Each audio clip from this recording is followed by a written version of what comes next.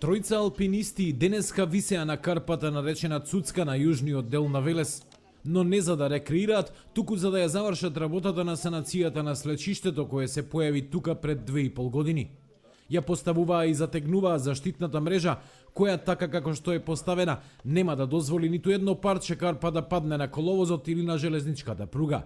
За 10 дена повторно ќе може да се вози по стариот пат Велес Градско.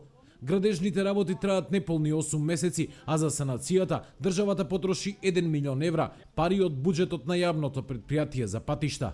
Доколку требаше ние сами да го решаваме овој проблем, никогаш не можеше да ги обезбедиме тие средства, затоа што ние вкупно толку годишно имаме за сите инвестиции капитални од буџетот во градот. Најважно од се е што е работата многу квалитетно завршена и ова е еден проект со кој сите ние треба да се гордееме. Жал ми е што почнавме доцна, меѓутоа како велат старите, нека е забавено, но да не е заборавено.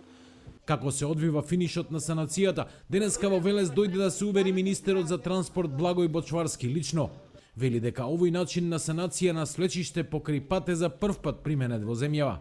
Се сеќавате на одронот кој што го имавте пред одреден временски период, токму поради тоа се направи сериозно проектирање и изведба на прв ваков принцип на работа на заштита на карпа со торкетирање.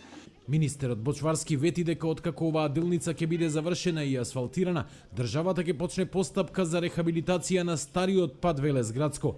Санацијата на карпата Цуцка ќе заврши неколку недели пред рокот.